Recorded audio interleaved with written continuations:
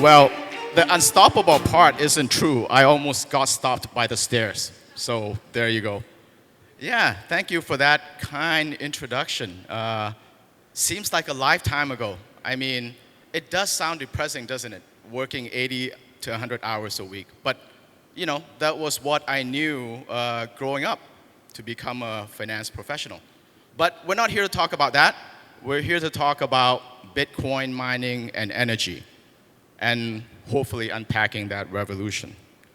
So without further ado, the goal of today is to explain the relationship between Bitcoin mining and energy, and then highlight the trends and how that relationship has changed over time, including some reasoning as to why and what's coming next.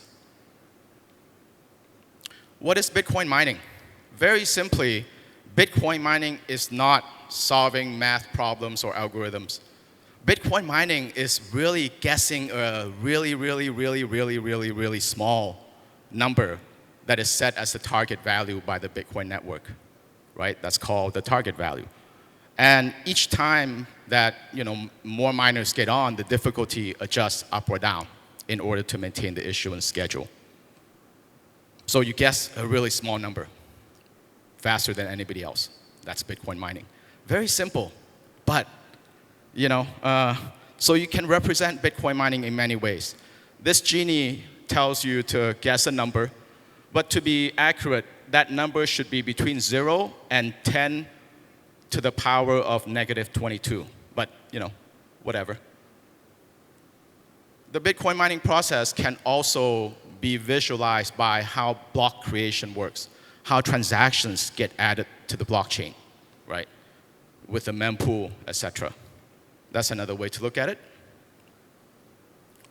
This is my favorite way to look at it. So in this picture, imagine each of those dice, right? The dice usually has 6 sides. But a Bitcoin miner is a dice with 1,000 sides. So each dice represents a miner. So somebody, the guy on top has 5 miners, the guy on the right has 7 miners, and so on. So each one throws the dice. Whoever hits a target number, which is 4, basically, will win the block. And as you can see, only the top guy wins. Everybody is throwing the dice as fast as they can, right? But only one guy wins. So there is an element of proof of work, but there's also an element of something called block luck, right? You can't escape away from luck, essentially. But luck, goes both ways. When you have bad luck, it's followed by good luck, and vice versa. So really a chancy game. So however you choose to look at or visualize Bitcoin mining, the common input factor, maybe the single most important input factor and largest cost component by far, is the electricity cost, right? Because these things called ASIC miners. By the way, ASIC, A-S-I-C, stands for Application Specific Integrated Circuits. What that means is that these little chips do one thing only really well, right? For Bitcoin mining, these chips basically guess a small number using an algorithm called SHA-256, which is a hashing algorithm, okay? Well, why do I highlight this? Like, electricity being the largest input cost. Because here we are talking about Bitcoin mining. Without electricity, we can't talk about it. Just like if we were at a refrigerator conference, can we talk about refrigerators or microwaves without electricity? Probably not, right? Just a quick rundown of historical trends, and I call them FUDs, I guess. FUD stands for fear, uncertainty, doubt. Right? If you don't know what FUDs is, turn on the news right now. Everything in the news now is FUD, right? From past to present of Bitcoin mining. So born in 2009, the energy FUD really peaked in around 2020, 2021. And then since around late 22, early 23, the tides have turned. And we'll see why. But let's see how these things get represented in the news. So this is like 2020, 2021. Bitcoin is like bad for the environment, really bad, right? As you can see from the headlines, uses more electricity than many countries. How is that possible? And then ultimately, goes back to the ultimate meme, I guess, for that era is this little thing. So if anybody follows me on Twitter, that used to be my profile for the longest time, right? Bitcoin kills the planet. One thing I like to notice, if you look at all the little parts on the skulls, none of those probably came from Bitcoin miners at all. I checked. They probably came from other circuits. But, missed opportunities. They should have put hashboard chips on there, and then it would have been a really cool art piece. And then, really, around 2021 to 23, perhaps, things started changing a little bit, where you started seeing headlines in major news reports, CNBC, Bloomberg, Newsweek, etc., saying how Bitcoin mining is going to help curtail energy in Texas, how it's going to help reduce carbon emissions with flat gas mining, etc., right? Why? Well, one reason I have is this report came out by a really respected university, much like this. It's called Cambridge University. It's a Judge Business School. They did a research on Bitcoin mining and found that energy sources from Bitcoin mining, 53% or 52.6% of which came from renewable sources. And this was back in 2022 data. If you look at it today, I'm guessing that number is going to be slightly higher, right? Given that we're now past the halving and electricity prices and energy costs have been going up. And just now, to relate this to Dr. Kanchit's presentation earlier, that's really what, he's saying in numbers, right? 56, 57%, 53%. And then ultimately, this is also FUD. When you look at FUD, that's the negative side, which is bad, and I think this is a little bit on the positive side, or too positive, right? Where basically, if you read all these quotes, Bitcoin is essentially the messiah of energy. I love Bitcoin. I really like Bitcoin mining, but nothing fixes everything, right? People kind of fix things, but it makes it sound like, Bitcoin mining is actually gonna solve the world's energy problems. It's gonna help a lot, but nothing fixes everything. So this is also FUD, but maybe on the positive side. Okay, so what happened and why? If people look at Bitcoin, it has what I call competing network incentives, right? That's economic value, which is the market cap, the price at 68, 69,000, roughly 1.3 trillion, and growing. Will grow, I guess, is the word I should use. Programmatic issuance schedule, that's a 4-year halving cycle, again, fixed. And then that's a programmatic network difficulty adjustment that happens every 2 weeks or so, or about every 2016 blocks. Essentially, what this does is that the difficulty adjustment happens so that it makes sure that no more than the scheduled block rewards are issued. So if more people come onto the network and compete, the difficulty goes up. And vice versa, if people leave the network, turn off machines, the difficulty goes down. Right? Pretty simple. So, what I just said represented in numbers. This little chart on the left is what we call the Bitcoin issuance schedule, or the Bitcoin halving schedule, the last one of which will happen in 2036, meaning the last Bitcoin will be mined in 2140, right? So if you follow Bitcoin and that's a meme, there are like different numbers that come up. 210 is a number that comes up, and that's when the final Bitcoin will be mined. And the difficulty of the network is represented here on the left. So as you can see, Bitcoin started way back in 2009 and really took hold, network difficulty going up constantly up until recently with the recent dip in price. But ultimately, we're still pretty near all-time highs in terms of network difficulty and what it takes to mine the block reward or the Bitcoin. Okay? Right. So because of the network incentives, manufacturers have become more efficient. How much more efficient? Since Bitcoin ASICs came into existence, which was around 2013, these manufacturers, particularly Bitmain, has increased the efficiency, meaning the energy it takes to produce a terahash or the hash rate for that machine. It went from, it basically got 545 times more efficient, and I'll show you. Secondly, miners had to professionalize, right, to keep up with the increasing difficulty. Otherwise, they get priced out, meaning that you either had to be really good at operations, you really had to control electricity costs, you have to control your investment or capital expenditure cost, and then ultimately you have to be able to sort of manage your mining operations and maintenance and repair costs. So becoming professional and basically becoming the energy taker, energy buyer of last resort.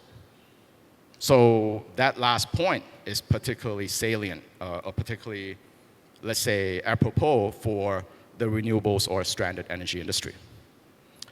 And finally, we had sort of an early set of first movers who truly understood this thing I call the electrons to bits connection. Electrons meaning electricity, bits are the N, which are basically the ones and zeros that represents your UTXO, the Bitcoin, and the stuff in between, going from electrons to the actual infrastructure, to the wiring, to the machine, to the hash board, to the chip, to the network, ultimately to the Bitcoin, Satoshis, block rewards. So people who understand each different granular detail of that level at each step and how to optimize at each step eventually sort of became professionals and started a bunch of mining companies that we see today.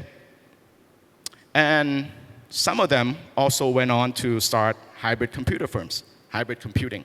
You'll hear this a lot, especially if you track publicly listed Bitcoin miners in the US and Canada in particular. You'll see that about half of them now have moved between 20 to 40% of their operations to being AI servers, right? In order to basically maximize the amount that they get from the electrons. Remember, ultimately, if you convert electrons to bits, you want to be able to maximize the efficiency of each electron you use. So that's how hybrid computing came to be, right? Cool. All right, the era of ASICs. So 545, where did I get it from? 6,000 divided by 11.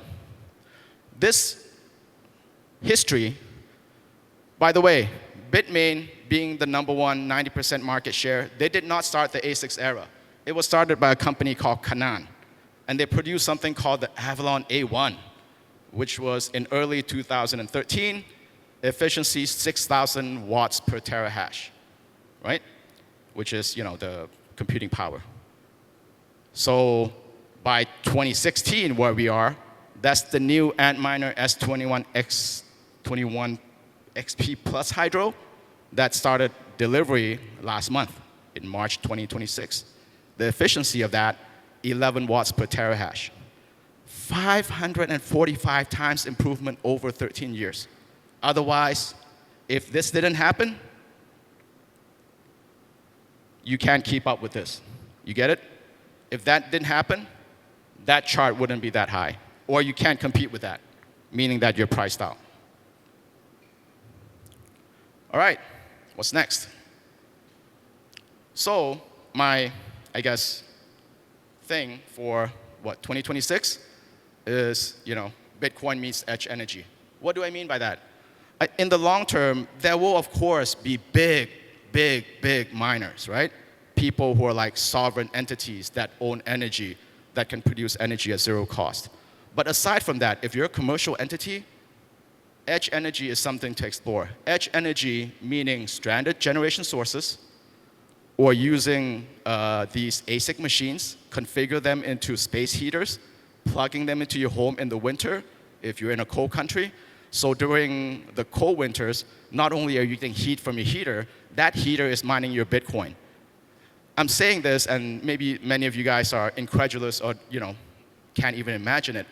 You guys maybe Google, or I don't know if people still use Google, I'm sorry, I'm a little bit old, but go on AI and search for Tokyo Bitcoin base. and look for some pictures, and you'll definitely see one of these ASIC heaters, right? Something that gives you heat while giving you Bitcoin. Super cool. Third one, grid curtailment and stabilization. ERCOT is a regulatory authority of electricity in Texas, kind of like our EGAT here. And basically, they have procured the services of quite a few publicly listed Bitcoin miners to do grid curtailment for their solar and wind, which they put in a lot over the past 15, 20 years. And they found that wind doesn't blow all the time. And when it blows, sometimes it blows too much. So sometimes we can't use it. Sometimes that's not enough. So these Bitcoin miners are able to help stabilize the grid in that when there's too much, they take it on. When that's not enough, they turn off. That's what grid curtailment is. Repurposing otherwise wasted energy, flare gas mining, meaning when you do go to an oil field, you extract oil. Usually oil doesn't come out by itself. That's natural gas, that's sulfur, a bunch of other substances. Right now, it's just being burnt into the atmosphere. Flare gas mining means that you capture the flare gas that comes out, you turn that, you clean out the sulfur, put it into natural gas, turn to electricity, mine Bitcoin at site. And I'll show you. And then that's sovereign state mining. So people can look at, Bhutan and Bitcoin. Again, Google it.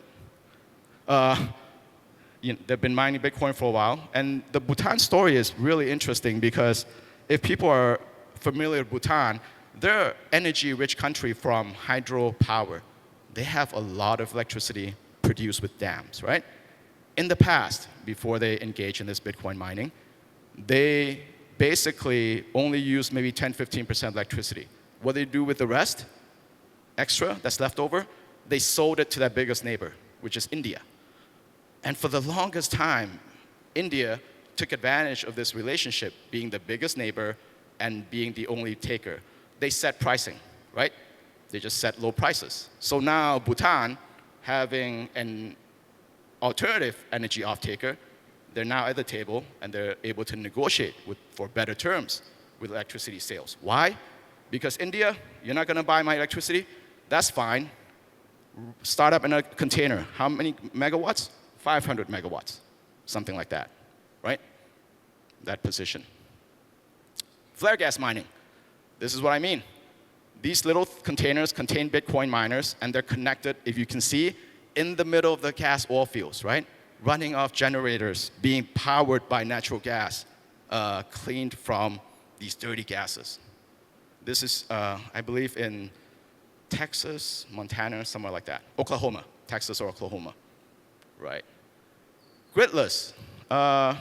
This must be in Kenya, I believe, where if you look at it, they have waterfall. They set up a little hut. They put in Bitcoin miners. They put in a little generator. And now they're mining Bitcoin. And this program has expanded such that they open source this whole model, right? Software, hardware, firmware, etc.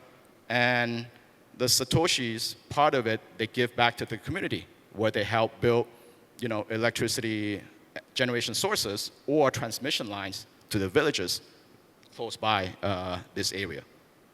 So again, stranded energy. If those guys weren't capturing it, the water would just be flowing. That's it. Closer to home, this is in Thailand. These are my company's operations.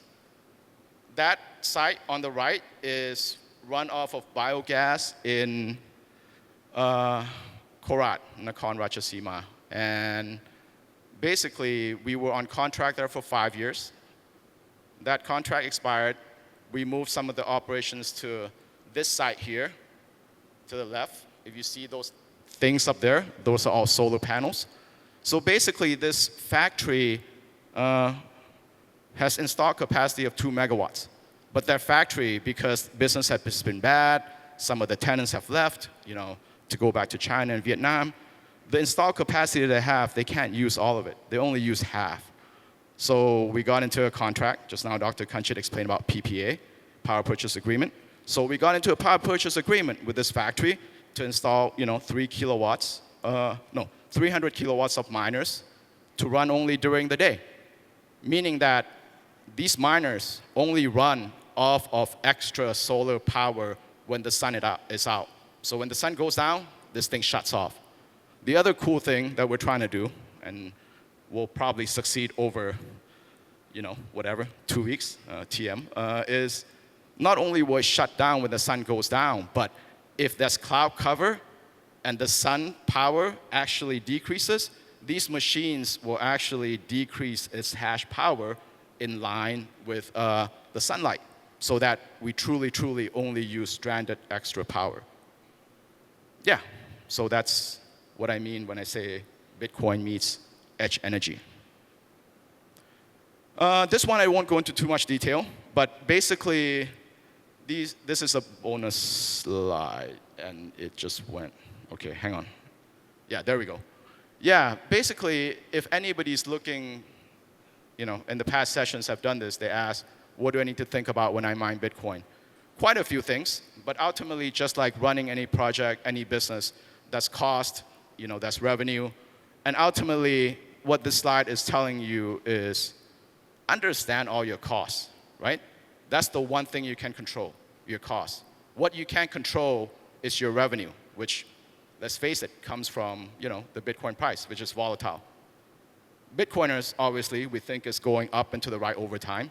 It's been doing so for the past, 15 years. But ultimately, you can control what you can control. So control your costs, right?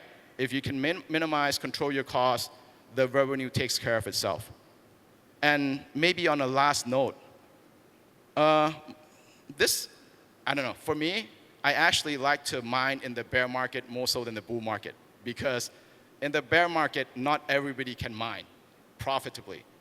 If you're able to mine profitably at 68,000 Bitcoin, you're good, because we're in a bear market and you're still making a margin. So when the bull market comes, you're golden. Perfect. That's it for my presentation. Thank you. And I got 2 minutes left.